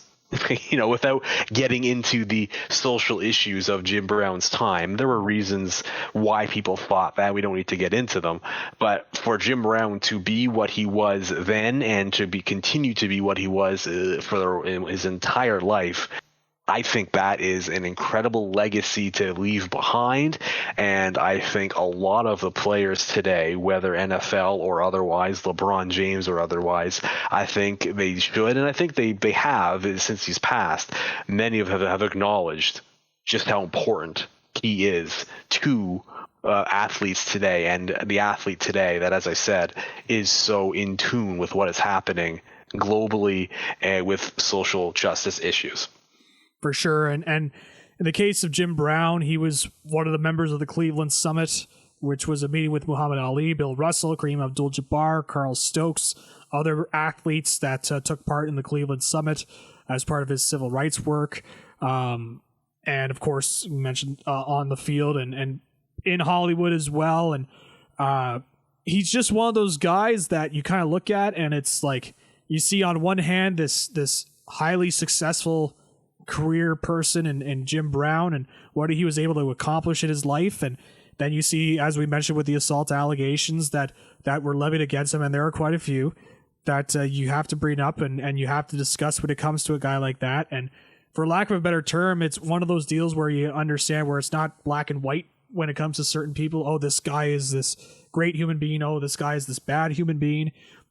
Certainly polarizing is the thing I think of when I think of Jim Brown. Because what I think with human beings so often, and I think we're guilty of this in a social media era where we look at it kind of one-dimensionally. You're either good or you're bad.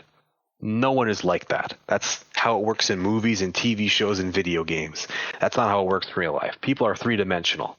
You can be a great person and speak about and do great things, but then go home and not be a good person.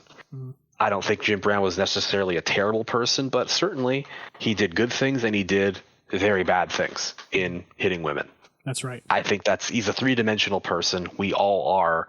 There are good things and bad things about everybody. Jim Brown, certainly not different than anyone else. Right. And it's one of those things that, we don't want to take away the contributions he's made, obviously. But when you talk about legacies, you have to talk about everything when it comes to a legacy, because that is what Brown kind of put into the world. That is a part of his legacy when you talk about the life and career of Jim Brown. And so obviously as a running back, he's one of the best running backs. You just look at the film and just, I mentioned earlier it was 1,800 yards in a 12-game season. It was actually a 14-game season, but still very, very impressive. Many years where he was averaging over 100 yards a game when he was running the ball, which is insane as a running back, and really left the game right at his peak as a player. Could have been even more. When he retired, he had 12,000 yards rushing. The next person behind him had 9,000 yards rushing when he retired. He was just an absolutely dominant player during his time. We mentioned, of course, the Cleveland Summit when it comes to his civil rights work, and, of course, his acting career as well. What he's been able to do in Hollywood, and making another career for himself in Hollywood. Not discussed a lot when it comes to Jim Brown, is also a very accomplished lacrosse player during his time, to the point where they had to make a rule for him because of just how dominant he was in lacrosse when he was playing at the University of Syracuse. He was a guy that was just he was so dominant that the lacrosse rules were changed, requiring a lacrosse player to keep their stick in constant motion when carrying the ball instead of holding it close to his body. That is sometimes referred to as the Jim Brown rule. And he is in the Lacrosse Hall of Fame. He was that dominant. That's cool. I didn't know that. That's awesome. So he was a guy who, was just an insane athlete coming out into Syracuse. And it was interesting just kind of reading up about Jim Brown, because he was such a dominant player coming out of high school. He gets recommended to go to Syracuse, and because of the elements of that time when it comes to, the racist ideologies that were prevalent in the university, he didn't start his first year at Syracuse. And think about that. Jim Brown is sitting on the bench, not going out on the field and rushing for you, and you're putting him in a limited role. Finally, he gets an opportunity to showcase himself, and then, of course, it's Jim Brown. He's able to showcase himself very, very well. Gets drafted by the Cleveland Browns with the 6th overall selection in the 1957 draft, and obviously we know how his career ends up there. One of the greatest, if not the greatest, running back to ever play in the NFL. And so Jim Brown, quite the interesting legacy that he leaves behind. One of the great running backs of our time. The greatest lacrosse player of one of the greater lacrosse players of his time as well, a champion of civil rights, an accomplished Hollywood actor, but also brings with them as well a darker past when it comes to the assault allegations. And I think that's just kind of what encapsulates Jim Brown and what makes him such an enigma and a polarizing figure to cover. Yeah, certainly.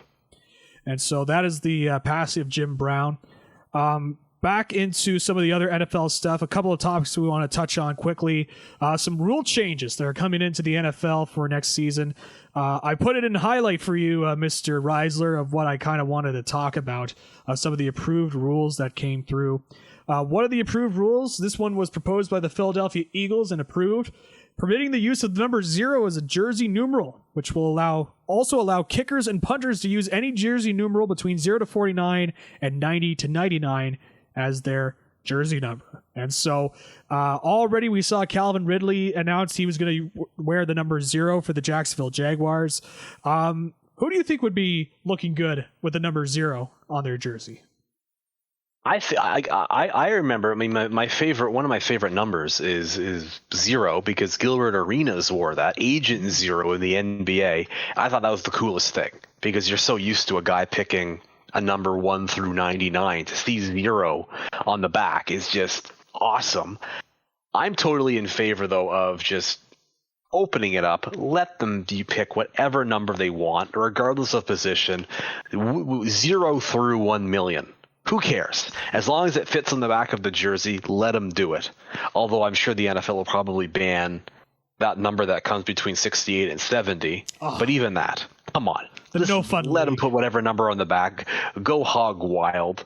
It's just fun. Like, I think it would be great seeing a guy have 101 on the back. Infinity as his numeral on the back. Why not? That would be something. Through the rules. I'm just looking through some of the other players announced to have the number 0. Roquan Smith, the linebacker for the Baltimore Ravens. He's going to wear number 0. DeAndre Swift, the recent acquisition from for the Philadelphia Eagles. He will be wearing number 0 in the backfield. Braxton Berrios for the Miami Dolphins. Paris Campbell for the New York Giants. Just some of the players that have announced that they will be wearing the number 0 for their squad. And so I think it's cool. Yeah, it's interesting to me because, it's kind of going into the college football realm where we've seen some players, especially the kickers, when it comes to 0 to 49, the kickers and punters being able to use those numbers. That's very college football to me, and I say that in a good way. And so it's interesting. Obviously, it brings up some more branding opportunities. I'm sure there'll be a bunch of wide receivers that would love to wear the number 0. And kind of make it iconic to them. And especially when numbers are being retired, kind of want to try and add a couple more additional numbers to make use of, right? So that's what I'm saying. Open it up. Any number you want. Open it up and go past 100. Let's see what we could do. Go to 200. 1,000. Yeah. I want to see player number 569 go out there. That's what I want to see. Why not 420-69? Hell yeah. Let's do that. Nice. Yes. That would be the ultimate lit player. It would have to be receiver, I would think, or running back. Like, it would have to be a Artavius Bryant makes his return. Oh, boy. Josh Gordon makes his return to the NFL. Oh, boy. 420-69. Hey, Josh Gordon is having a good season in the XFL, taking passes from former Cowboy Ben DiNucci. Come on now. It's time. It's time. hey, DiNucci got signed to the Broncos, so anything's possible. I mean, he's had like 1,000 chances in the league, Josh Gordon, but why not 1,001? Yeah, I mean, come on. Surely this time he will stop. He will follow the rules, even though his previous suspensions were bullshit. It won't stop. It won't stop. And don't call him Shirley. But nonetheless. Oh, Zach. Walked right into that. You said the jokes would get better. Look, I mentioned 70s SNL characters. Now I've got the classic Airplane movie in there. I mean, and we were talking about Jim Brown, where his peak was the 60s and 70s. I'm just thriving in this era right now. Okay, sure. Yeah, right. Let me believe. This is my podcast. I'm allowed to believe that. Well, you are a Cowboys fan. Believing is all you got. Hey now. Watch it. You're right, but I don't need to hear it out loud. That was proposed by the Philadelphia Eagles. So the use of number 0 as a jersey numeral, and the kickers will be allowed anywhere between 0 to 49 and 90 to 99. I'm just kind of sad we're not going to get a kicker with the number 69. I really am. I feel like that would be apropos to some kickers in the NFL. It would be cool. I think, we'll talk about a certain kicker coming up, but I think the certain kicker that is coming up would have loved the chance to wear 69. Yes, for sure. Yeah. And the other one I wanted to touch on in terms of rule changes was proposed by Houston, and would expand the replay official's jurisdiction to allow for review on failed fourth down attempts. I thought that was kind of an interesting rule. The thing with replays, and I'm interested to hear your thoughts on just the replay system in general, in terms of I'm worried if we're starting to delve too deep into too many replays. And I understand you want to try and make sure that the call is right, but the current system that's in, the replays are very, they take up quite a bit of time in the games. They slow the games down a lot. And so in my mind, the less we have to rely on replay, the better. Not saying I hate instant replays or challenging plays or anything like that. I want to make that clear. I think it's important to the game, and you want to make sure that when there's a wrong call out there, you want to make a correction. But at the same time, I don't want to have every single play be reviewable as we continue to sort of expand what can be reviewable in the NFL. But your thoughts on this? What do you think of kind of the replay system where it kind of currently stands? Yeah, I'm the exact opposite. I think more should be reviewed, but to your point of it slowing the game down, I think there needs to be a limit on how long a review can be from an official standpoint, because we have had situations in all sports that allow reviews where you have the official just sitting underneath the blanket if it's in the NFL, or just staring at a screen if it's a different sport, looking at the replay over and over and over and over again, and it's taking minutes and 5-10 minutes to do this. That shouldn't be a thing. I think that I would like to see replays expanded, but there needs to be a time limit set on it. If you can't determine within 30 seconds, 45 seconds, maybe 30 seconds is the better choice, if the play will be overruled, then you move on. Then it's inconclusive. Next play. Because you especially with fourth downs, you and I both know sometimes it's really close.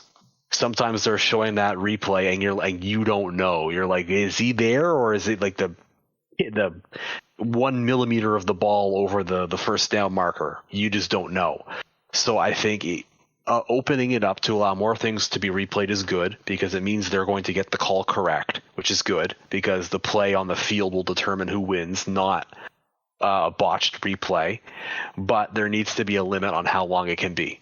And I would say 30 seconds should be the max, maybe 25 seconds. If you can't figure out in that moment if what was called a turnover on downs was actually a first down, it's inconclusive. You go with the call in the field, you move on.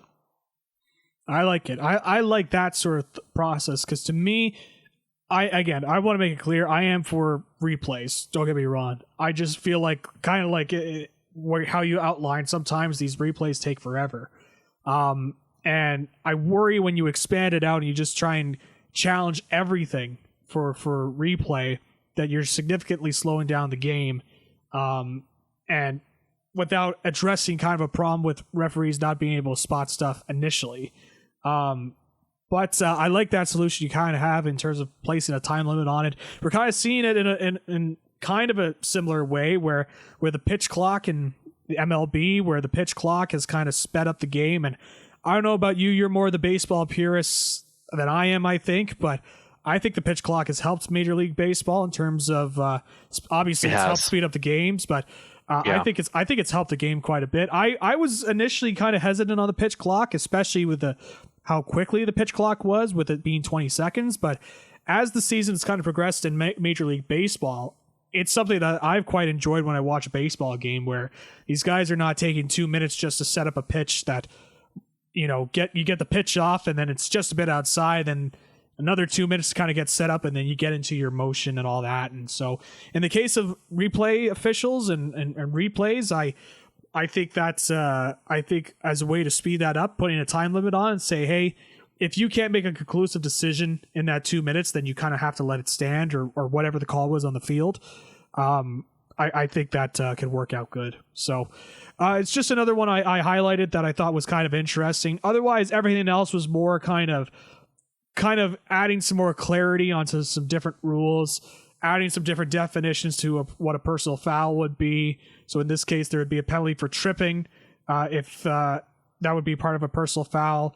A penalty for illegally handing the ball forward, which is consistent with other illegal acts such as illegal forward passes, illegal punts, that sort of stuff. And clarifying the use of helmet against an opponent by removing the butt, ram, spear language and incorporating those actions into impermissible use of the helmet. Just kind of like cleaning up the definitions of different of some of the different rules here. Clearly, that last one was implemented by Mark Sanchez, trying to get the word butt out of the NFL vernacular. Yes, no more butt fumble talk. That's right. Not going to allow that to continue on in the year of our Lord 2023. I believe we're close to 10. I think we're 10 years, a little more than 10 years from the butt fumble now. Been 10 years. It's crazy. Think about that. Holy Hannah. I gotta search up the date here. I know we're getting close to the butt fumble. It's getting close. Yes, it happened. November 22nd, 2012. Yeah, more than 10 years now. That faithful day. Yeah. The butt fumble. The posterior penetration, as it will now be known, because butt is illegal. That's right. Yeah, that's. I think that will catch on. I think it will. We can't even call it the rear ram, because ram is also banned. I just think of when Michael Cole calls the Naomi move. She calls that the rear view. That's what nice. I think. That's what I think it was. See, I was able to get a modern day reference in there. Nice. Okay, that was good. There you go. Approved. Perfect. Great.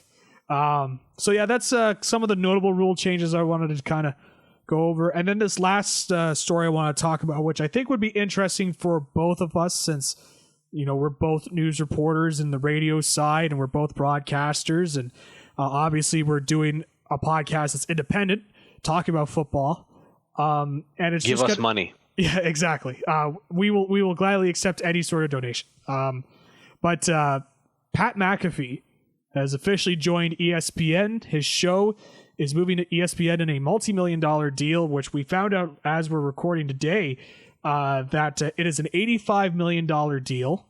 So it's less than the FanDuel deal, but what comes with this ESPN deal is easily the exposure that comes with it. As his show will be aired on ESPN's YouTube channel, it will also be aired on ESPN itself. McAfee had kind of been teasing the last couple of months that he recently has a baby girl, and he's been looking to try and offload some of the things that he's kind of had to deal with as the owner of a media company, and kind of had a little bit more security, and ESPN would bring that to him. It was interesting to see the reaction to McAfee joining ESPN, especially from his fan base. And I'm somebody that I don't listen to McAfee's show every day, but I have listened to his show and I've enjoyed it. It's a show that's if you're looking for deep cutting analysis like routes and all that, that's not that kind of show. But it is an entertaining show where you get some entertaining personalities discussing football that do know the game, obviously, and can certainly break it down. But I think you're watching that show more for the entertainment factor more than anything. But it's interesting kind of follow as a creator, because you and I can share kind of a unique perspective on this, as both of our careers are in media, and we're both news reporters, and then we also have the distinction of, in my case, hosting a football podcast, and I do a wrestling podcast for a bigger media conglomerate in TSN, and so I can kind of bring that perspective as well. But when you heard McAfee was joining ESPN, what was your initial reaction when you heard this, Mr. Reisler?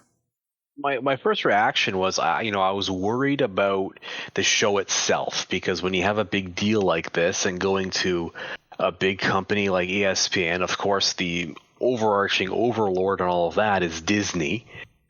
Sometimes you think, well, are they going to want to tinker with it, right? Are they going to want to get their fingerprints all over it?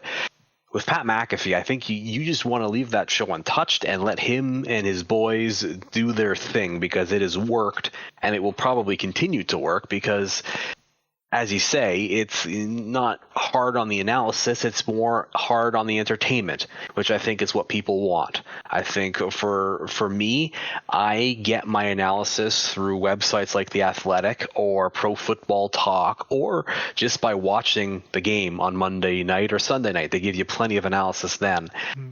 If I'm wanting a recap, I want entertainment. I want him talking about the butt fumble and ripping on Mark Sanchez for that. I want him talking about the funnier aspects of it, and more than that, I do like watching McAfee's show, and I watch it because I do like the aspect of player analysis. You're not hearing from a guy that has not played the game. Not that there's anything wrong with that, because of course you and I both have never played football professionally. But when you hear it from a guy like McAfee or any one of the guests that he has on the show, like Aaron Rodgers, you hear the player side of things, and I think that adds to a bit of credibility as well, because you get more guests on because they know they're talking to someone that knows their stuff. They're not talking to some guy that might be talking out of his backside, like Skip Bayless, for example, or Stephen A. Smith, guys that have never played, don't really know what they're talking about, and just like to throw takes in the air and hope one lands properly. With Pat McAfee, he is on your side, which is why Aaron Rodgers and other players are so eager to go and talk to them, because they know what they're going to get.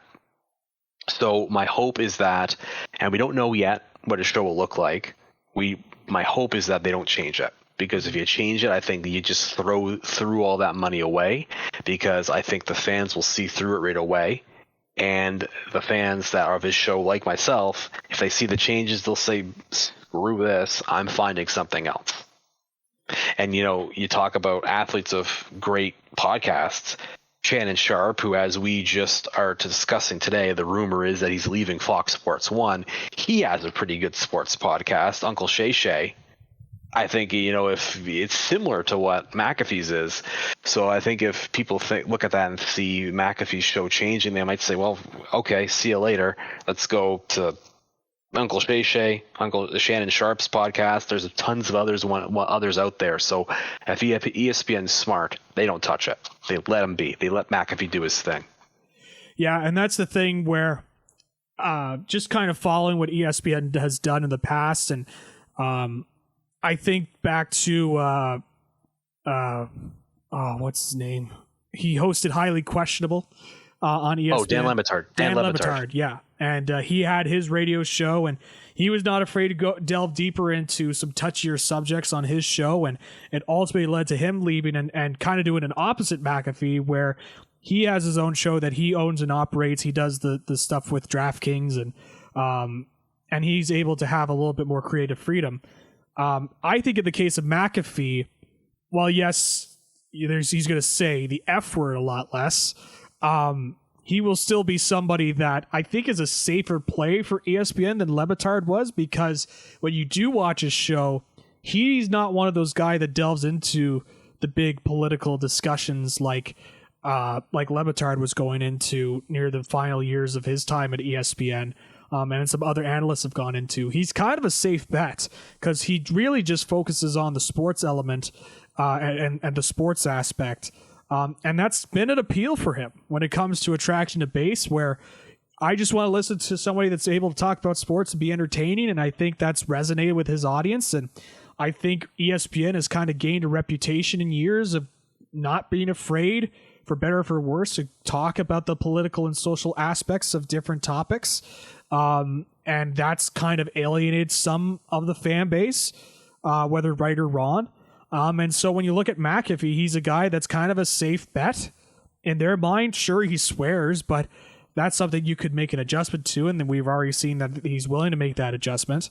And he, with this deal as well, he becomes one of the higher paid sports media figures in the business. And that's been interesting to see just from afar as well. You're seeing a lot more big analysts like your Stephen A. Smiths, your Skip Baylesses. Recently we saw with Joe Buck and Troy Aikman, they got some big money deals as well. You're seeing a lot more big name sports media analysts getting some big money contracts. And getting paid a lot of money. And Pat McAfee, obviously no different, being involved in that. And so it's going to be interesting to see when he moves over and what he's able to do with his show. And again, I can bring the perspective of, you know, obviously I do a wrestling podcast for TSN 1200, which is for fans that maybe not familiar and listening from outside. It's a local sports station in Ottawa that's under the TSN brand that it's essentially Canada's ESPN, where they cover all the sports. And we have that. We also have the Sportsnet for Rodgers as well, which is the competition. So in my case, I do a podcast for TSN 1200, and I can say from my experience that I haven't had too much oversight in terms of what I've had to do, what I've had to say. Now, obviously, I'm not going to try and test that theory or anything like that, but I could say from my experience that we've been able to do a podcast successfully because we didn't have somebody that was just kind of overseeing and trying to, you know, watch what we were doing. And we've obviously played by the rules and done everything on our own to try and make it successful. And I think if they are able to implement that, and we're talking about ESPN with Pat McAfee, as you mentioned, and just kind of let McAfee do his thing, make a couple of slight adjustments just for television's sake and FCC broadcasting standards. If you continue to have McAfee just do his sort of show, I think they've got a home run here that could potentially, and in the case of McAfee, easily, even if it goes wrong for McAfee, I still think he would have that fan base. And I know you may be thinking, well, he's kind of testing the fan base with the reputation that ESPN has gotten over the years. But he'll have grown his base a lot. He'll have the exposure of what's left in the cable TV business. And that's a whole different topic in terms of like how much longer. That's a whole show. Yeah, that could be a whole show in terms of like the state of the cable business and obviously RSNs and RSNs, as we saw, a couple days ago with Diamond Sports dropping the Padres broadcasting deal there. And so that's a whole thing in general in terms of like cable stuff. But I think even McAfee has stated that he's just going to try and utilize the reach that cable can provide, because it can still provide a huge reach as much as he can under this deal. And it's going to be interesting to see with this contract. And so while it's interesting on the surface, he walks away from a 4-year, $120 million deal with FanDuel and walks into a lesser deal with $85 million for 5 years. What FanDuel doesn't bring is that exposure and that growth to the audience and the opportunities as well. We've seen McAfee be part of a College Game Day, a big program for ESPN when they broadcast the SEC.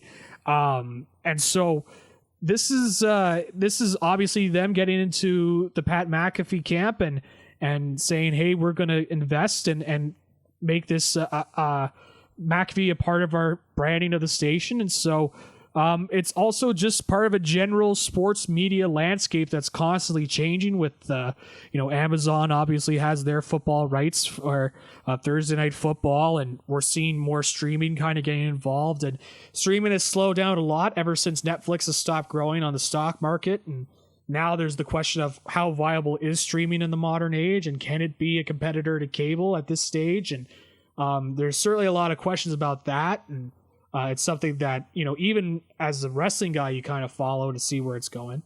But all that to say, I think kind of looking at it all and seeing where the landscape is sports-wise, sports media-wise, seeing his McAfee deal, I think it's just part of a shifting landscape in sports media where bigger names are getting bigger money deals, and ESPN's not afraid to, hand out these big money deals while also making these massive layoffs that are going on at the company as well. And so that's just kind of my thoughts on it.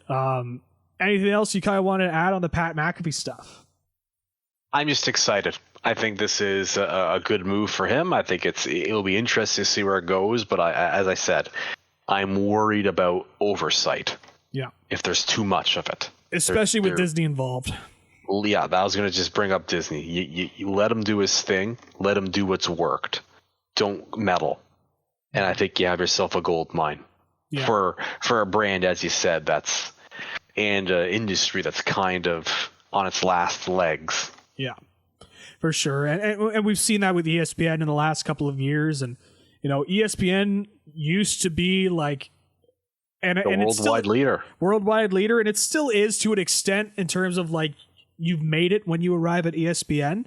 But I don't think it's at that same level it was in like the 2000s where it was just like at its peak. Now it's kind of shifted. Now it's all about the hot takes and trying to get the big, that was kind of a talking point in the NBA as well, with the Lakers getting eliminated. Like, what's ESPN going to do now that they can't talk about LeBron and the Lakers, even though, you got this great player, Nikola Jokic at center, who's, when you see him play, he's a guy that's like so electric when you watch, and he just doesn't get the coverage that he deserves because he plays for the Denver Nuggets. And even though they're in the finals, right, it's the thing where ESPN relies on its usual topics, whether it be about Brady or Rodgers or the Lakers or LeBron or all these different topics that they're so used to, that instead of talking about and going deeper into sports and talking about different sports coverage. And ESPN has certainly lost its way in years past, and I'm hopeful that with McAfee in there that it kind of because McAfee is certainly not a hot take guy. He's a guy he's just likes talking about football and being entertaining and doing the interviews and all that. And so my hope is that it leads to a shift in a mindset at ESPN that, hey, this sort of show can work instead of having to rely on a Stephen A. Smith to bring a hot take, or, I know Skip Bayless is at FS1, but Skip Bayless bringing a hot take as well. And that's going to be interesting too. It sounds like Shannon Sharp, as you mentioned, is going to be leaving. So that's certainly an interesting story to watch. But all that to say, I just found this story interesting as a media guy, and I figured I'd have you come on as well to talk about this as a media guy yourself as well, and just kind of seeing how the landscape has been shifting so much in sports media and cable especially, and these increasing television rights for the different leagues, and with the NBA's coming up, it's just kind of interesting to watch to see the sports media landscape change. It's fun to watch for sure. Yeah, absolutely. And that's it for topics, my friend. I've got on my run sheet. I think that's it. Is there anything else you wanted to quickly mention before we start to wrap things up? As always, I'm just excited for football to start. I think, when you get closer and closer to the season, as you get closer and closer, the anticipation builds, the hot takes start coming out. People predict who they think will be their way too early Super Bowl picks. So I just can't wait. It can't come soon enough. And for me as a Colts fan, maybe I don't want it to come as soon as I want it to, but certainly it will be exciting because I will finally have something to do on Sundays, which will be sit around on my backside with a beer in my hand. An adult apple cider. I apologize for all the kids listening, and a chocolate chip cookie, watching my football from 1 o'clock until 11 o'clock at night. I love it. Are you an NFL Red Zone viewer? No, I am just I am watching whatever is on the selected channel that I have on my Kojiko TV package. There you go. Or I watch on a legal wink wink stream, wink wink online. Of course. Wink. Yeah, that just happens to show up on your screen. Yeah. It's called NFL Red Zone. Yeah, that's exactly what I watch online on my computer. That's right. Yes. Totally. Yeah, for sure. I got you. Yep, totally. We're keeping it on the up and up here. I hear a knock on my door. One sec. Please don't log off. Please do not log off. I'm a big NFL Red Zone viewer. I quite like Red Zone. I do enjoy being able to have all the games that I could want and just kind of flip through, but Red Zone does a really good job of going and bringing me to some big plays. And But I cannot wait for the NFL season to come up. I always enjoy NFL football, the good and the bad, even as a Cowboys fan. But I just love the game, and obviously it's why I do this football podcast, be able to talk with some great folks about football, and I'm looking forward to the season. And hey, while we wait for the NFL, the CFL gets underway as well, and I'm looking forward to that. Go Red Blacks. Yeah, go Red Blacks indeed. I went to their first day of training camp while I was in Ottawa a couple weeks ago now.